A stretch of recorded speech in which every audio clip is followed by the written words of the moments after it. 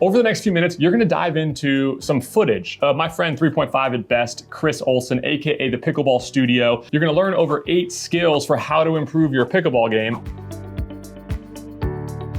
It's some rec play. This is how I watch film. You're about to learn. Let's dive in. I'm gonna make fun of Chris a little bit. He's my friend. It's all in fun. Let's get better. Ha, ha, shoom. Let's watch. Quick interruption. If you want to break down for your game and your playing partner's games like I'm doing here for Chris, you can win one with a free giveaway I'm doing. Here's how to enter. Make sure you're subscribed to this YouTube channel. Go to the link in the description, add your email address, and you'll be entered to get a free film breakdown by me for your game and your partner's game. You can enter, your partners can enter if you guys want to come together later. That's cool. I'll announce the winner 14 days after this video is posted. Good luck. Now back to the video. So we got these 4 players right here. We're breaking down film. And let's go ahead and put their dupers on the screen and their names. We got Chris Olson, who's about to hit the ball, 3.5 at best. Don't worry about his duper.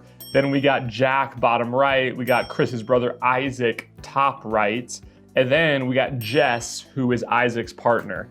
And we're gonna watch some clips of these 4 playing. And we see a really good clip here. I'll break it down in a second. What I'm gonna do is I'm gonna have you watch the clip first. Then I'll back it up and we'll break down what happens during the point. Good shot there by Jack. All right, let's back it back up. Now, one thing I immediately like is Isaac, just a great return by Isaac, right? He hits it, he returns, he runs in, he makes Chris step back. Anytime you make your opponent step back on their 3rd shot, you're doing something good, okay? I also like how Isaac steps off, lets that ball bounce, can't take it out of the air. As Chris changes the pattern. All right, so a slight error there. Jess just hits that ball a bit wide, but notice, great job by Jack here with the around the post, the ATP. Notice, Isaac gets into a defensive position. If you're gonna defend an ATP, drop diagonal and drop your paddle, and then subsequently, Chris starts to slide over and cover, all right, resets that ball. Great little cross step there. Don't be afraid to use a half volley. I like how Chris has to go cross because he keeps his balance. A lot of people say don't cross step. I disagree. At times it's useful, especially if it's gonna help you keep your balance rather than reach. Okay, we'll see Chris with a little cross step, boom. Resets that ball right back to the middle. A great place to reset that ball. If Chris takes this ball down the line, good chance there's an Ernie. And if he takes it cross court, good chance it leads to a pop-up. Beautiful job by Jack there, just applying pressure back to Isaac. Isaac didn't reload fast enough. Reload meaning swing, and doesn't get his paddle ready fast enough to hit that put away ball. Great point there. Let's watch through the first time, and then we'll rewind it. On 4th shots, make it difficult for your opponent, right? This is the first, that's the second. There's Jess who hits a 3rd shot drop. Look at Chris, he's on the line. You're gonna see him lean in and hit a 4th shot roll, a top spin roll. Notice his technique there, really, really nice. I didn't know you had that, didn't you, Chris? Beautiful, right? Just notice his paddle, he's able to generate top spin, gets his paddle down. And the other thing I want you to notice is the location that he hits the ball to. Okay, so Jess actually scoots over a little bit to his left, creates a wide gap there right in the middle. In transition, a good place to go is right down the middle. It can cause confusion. It's oftentimes easier, because this is the more natural motion would be for Chris to hit this ball back wide towards the right. So you kind of see Jess moving that way. Chris identifies it, goes right down the middle, creates a difficult 5th shot. Chris really hits a great 4th shot there. Isaac's gonna serve, big serve, boom. All right, Isaac misses it, right? But what I like about this is he takes a big serve and he receives a pretty short return, all right?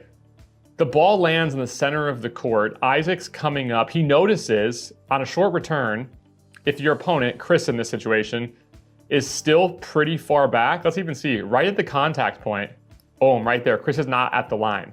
That's a great time to hit a drive, a 3rd shot drive, right at the person who just hit the return, the person running in, because now they have to hit a moving volley. Okay, so if I were to look at this, and I suggest you all do this when you play, is if you were to look at, was that a good decision? And I made a whole video about this, making in rec play, thinking about your shots and evaluating based on the decisions, not always the outcomes. Because here, I'd actually say, I know Isaac, he has a good 3rd shot drive. I'd say it's the right shot selection. He just missed the ball. okay? And we'll see a clip right afterwards. Isaac gets a similar ball, hits a better shot, applies pressure, keeps his opponents back, and he's able to create offense. Now, the main differences between these two is what? The ball dips. More important than hitting a third shot drive hard is dipping the ball down, okay? So he makes the right decision here. Another short return. Short returns are deadly. If you want to stop bangers, number one, hit deeper returns. Okay, watch this. Ball's way lower. He forces Chris to hit up. Notice the ball up, right? Chris can't be offensive here. And then Isaac comes in, is able to put that ball away. Okay, we'll see a few from Chris, big brother. Similar, right? Chris gets a ball.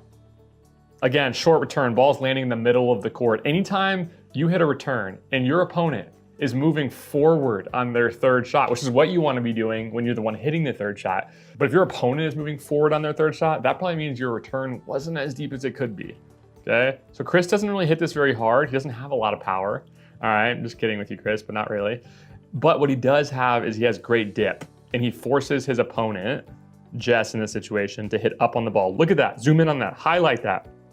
And then he can't quite lift it over the net. We'll see one more example, okay? Oh my gosh, Chris looking like an athlete out there, love it. So we see a drive here, boom, and again, it's all about getting your opponents to hit up. Chris, beautiful, love that little hip turn there, gets the ball up.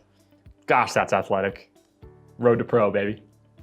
One other thought for you. If you do hit a short return or a shorter return, or you're playing someone who likes to hit third shot drives, or you're playing someone that does a combination of those things, if you pay attention to your opponent's body language and you look at their footwork, you can often identify when they're gonna hit a drop and when they're gonna hit a drive. Because when they hit a drop, it's often a little bit easier for you to get yourself on balance and to get in position to hit the ball. When they hit a drive, you might not have as much time. So you wanna be able to identify the shot they're about to hit before they hit it. How do you do it? You check their feet, you check their body language. So let's look here, Isaac, right, in the top left. This is his third shot drop technique on this one little possession, right? It's a bit slower. He's moving on his back foot. Good return here by Chris, okay? It's pretty easy to tell he's not gonna drive it, and even if he does, it's not gonna have a ton of power on it, and Chris would already be at the line, right? When he makes contact with the ball, Chris is almost at the line. Now, if we look at his third shot drive technique, let's go slow motion here. Watch this. Big wind up, closes his stance significantly. It's obvious, he's driving.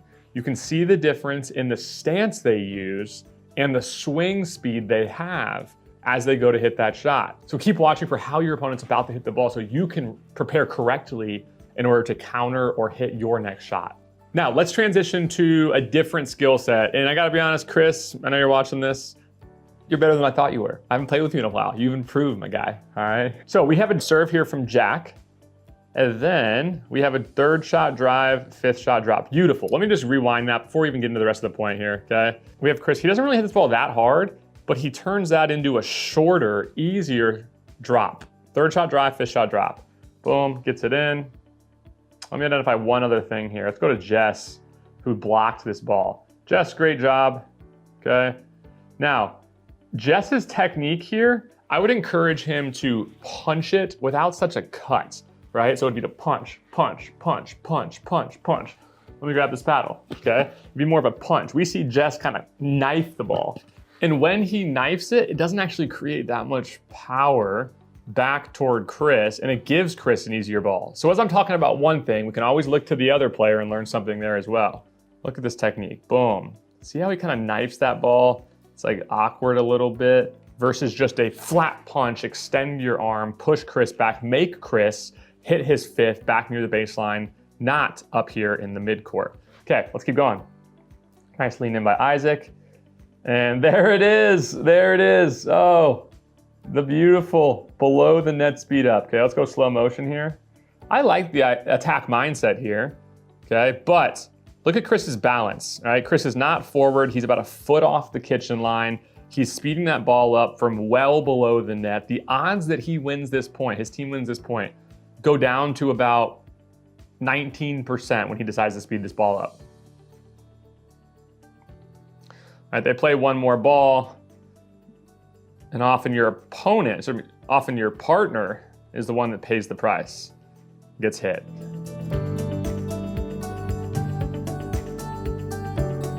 Okay. Again, let's talk about attacking. This whole game is about balance. So Chris, I hope you're watching this, and everybody else who's watching this. Balance, balance, balance. All right, we see they're in an unwinding the stack situation, meaning Chris is gonna return and get to his preferred side, which is the left side. His partner Jack is gonna wait for the return and then slide over to the other side. Okay, so we have a somewhat short return here from Chris. Boom, ball lands in the middle. See Isaac crashing a little bit. Could just a little short block there by Jack. Now, let's go slow motion here. Good little block. Third shot, drive, fifth shot, drop. He's on his back foot. Now, I don't mind him letting that ball bounce. Maybe he could have reached in, but he decides to let it bounce. I do have an issue though with the shot selection choice here. Okay, look where his feet are when he goes to make contact. Okay, his weight is moving backwards as he makes contact. So what naturally happens? Yeah, he hits the ball up into the sky. Not very hard because he's not generating power towards his opponent. His brother Isaac says, no sir, and puts him in a bad position.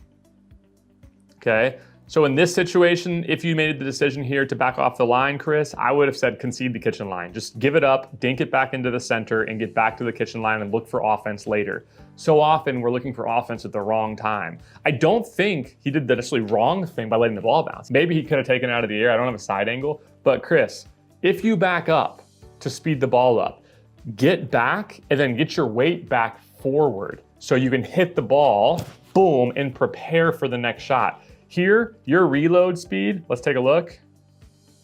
Yeah, it's tough, it's slow, right? And if you're hitting up, your opponent's probably hitting down, which is what your brother just did to you. Shout out to you, Isaac. Nice. Love that drop, Chris. Love that drop. Okay, we'll play it again. And now I'm gonna teach your brother the exact same thing, right? So Chris, number one, great drop, a little windshield wiper motion there, right? Notice Chris, you can see him in the side of the frame. He gets his paddle tip down, look at that. He's hitting out in front of him, beautiful. He hits a top spin drop, okay? And now look at your brother. Is he hitting on his front foot or his back foot? Let's watch again. Yeah, he's on his back foot. Anytime you see one of your opponents let the ball bounce and look to hit the ball off their back foot, that's a signal, a cue, a trigger, a light bulb should go off in your head. For Chris and for his partner, let's attack. I love what you do here, Chris. You notice that, you sprint in, right? And you go for the attack, which you missed it. It was a little low, you were a little off balance, okay? But the decision I thought was awesome. The outcome and your execution of it wasn't as good, but this is something you can work with, right? So Chris, there's such a pause here, Chris.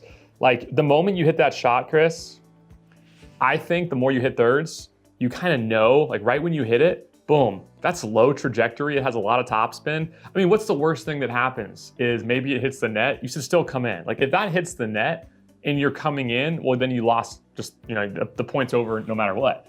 Right? But the moment you hit this, Chris, and you realize it was good, think AJ Kohler when he hits a third and kind of runs behind it. But the principle of hit and run in, if you realize it's a really good third the moment it comes off your paddle, okay? Chris, there's a little delay, you watched it. If you wouldn't have watched it and you would have just come, you probably would have been there able to make contact with the ball with a little higher trajectory. You're also really off balance and you're still moving, which made the shot hard. But nevertheless, Chris, I like the decision you made. Really nice. Let's keep going. I love pickleball. Come on, Chris. Good drive. Another situation of a third shot drop. Another situation of a third shot drive, fifth shot drop. Let's go back.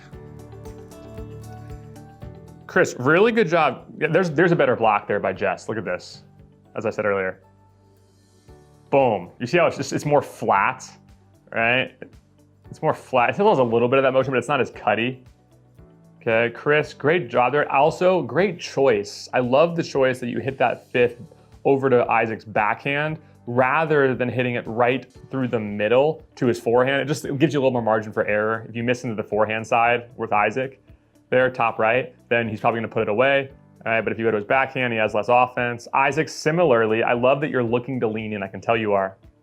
And then last minute, he says, I'm not gonna have anything there, right? My contact point's gonna be pretty low below the net, so let it bounce. And he hits a pretty aggressive dink, Chris, that I thought you handled wonderfully and reset right back into the middle. That is an underrated shot.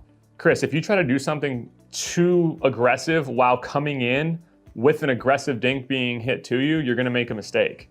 Great little half volley there, right back to the middle. And then Jack, oh my guy. I like taking some risks. We're getting better at it. But if we're gonna take risks, let's stay on balance. Because Jack, look at this cross step here. I think the cross step is okay if you're out of position, you're trying to gain, and you're trying to maintain balance. But here, off balance, footwork's all over the place. You're hitting from below the net, okay?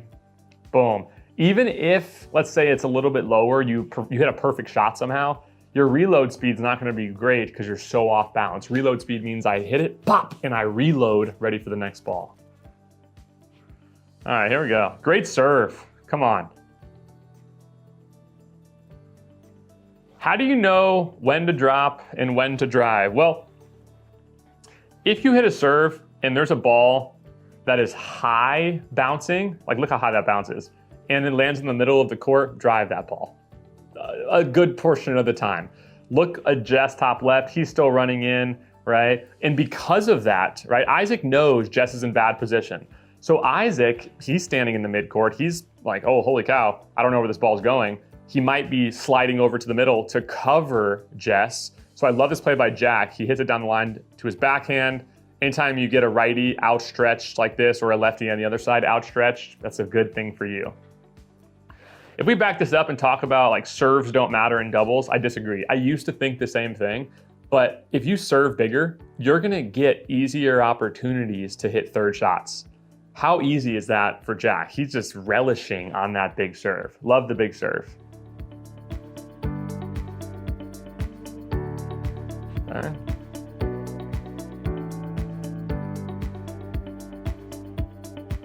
Okay, this game is about balance. We'll get to that in a moment, but first, let's talk about this. Isaac, he hits a pretty short return. Here's the thing, yes, it's a safe return, but the third shot becomes so easy when the person hitting the third shot is moving forward. Again, if you're hitting the third shot, you wanna be moving forward, that's your goal. But if you're the one hitting your return, you wanna be keeping them back, hitting the third near the baseline, okay? So really easy third for Jack. Chris Olson, my guy. You're so cautious back here watching this ball that you're in no threatening position. So Isaac's about to make contact with the ball and you're still back near the baseline. He concedes, right? But what if the moment there was this short return, Chris, you did start to crash a little bit more? You should be up either even or maybe even a step ahead, I'd say, with Jack based on how easy this return was from Isaac. Instead, you're back here, you're no threat. I want you up there near the kitchen line at this point. So maybe you could poke one out. Okay, good dinking. All right, now, Chris, all eyes over on Chris. Good first dink, okay, beautiful right here. He pulls you out with an aggressive dink. Chris, notice this, you're on your back foot and you're taking it a little short hop, okay? Look at all your weight's going backward toward the left and you try to go back across. That's a mistake, okay? Chris, if you're off balance like this, okay, play a soft ball back to the middle or down the line, depending on the Ernie threat of your opponent. If Isaac might go Ernie this, the line can be dangerous. And it's also his forehand, so I'd probably default back towards the middle. Instead, you go back cross. That's a really, really hard shot to keep down and out of your opponent's reach. And how sick is this by Jess? I didn't even realize this the first time I watched it. He does a no look down the line, catches him in chicken wing position, doesn't even matter. He's outstretched, Jack can't handle it. How sick is that no look? Come on, Jess. I love that line attack. Boom, great shot.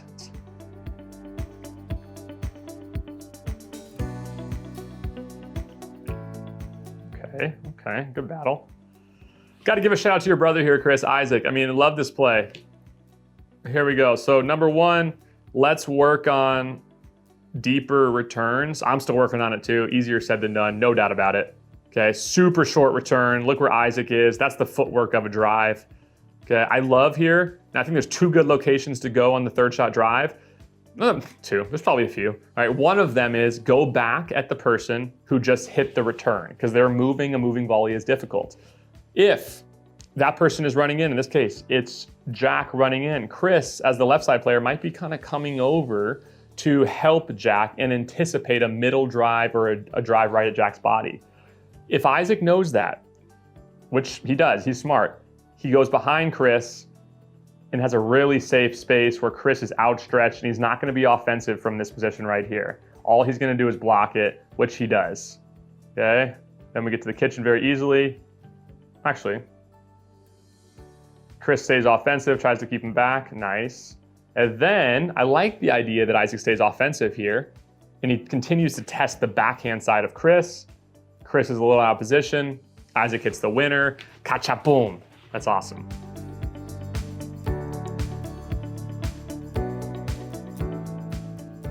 Yeah, really nice job here by Isaac. Okay, and an awesome return. So here's the serve from Chris. Great return from Jess. Look how deep this is, right? Like I said, if you make your opponent hit more of their thirds near the baseline, you are gonna get more side outs. Great third there by Chris. I love that Isaac took a step off, got to his forehand, more offense, was able to hit down on the ball, right? If the ball's gonna bounce higher than the net, right? If he reaches in here and takes this ball out of the air, he might be hitting it down about there below the net. But because he lets it bounce, boom, it rises above the height of the net. So he's able to hit down, keep Chris back.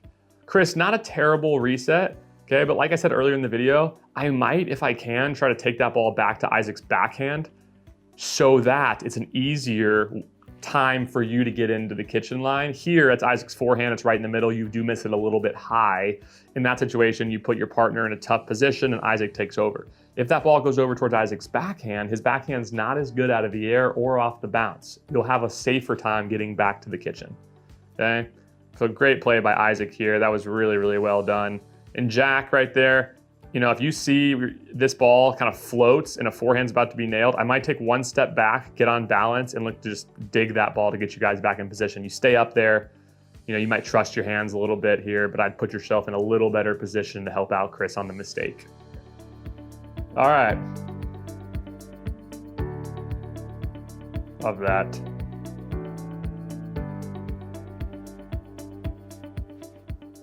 Chris, what are you doing, man? Come on, is this like, what is this? I mean, Chris, you know, just play the game, man. We don't need taunting. Look at this taunting. This is ridiculous. Oh, look at me. Come on, let's just play the game, Chris. Let's just play the game, all right? There we go. All right, so, whoa, let's run that one back. What just happened there? Hits the serve, gets the return. I don't know what paddle you're playing with, Chris, but if you're a paddle company and Chris ever frames the ball, that's not a good sign for future reviews. Oh, it's always the paddle's fault. Anybody else experience this, right? If you kind of frame the ball here, look at his first, oh, what? This is, what? Ah. Let's talk about net chords for a moment. Right, if you've watched my videos, you know that when it comes to net chords, you know, I think people complain about them way too much.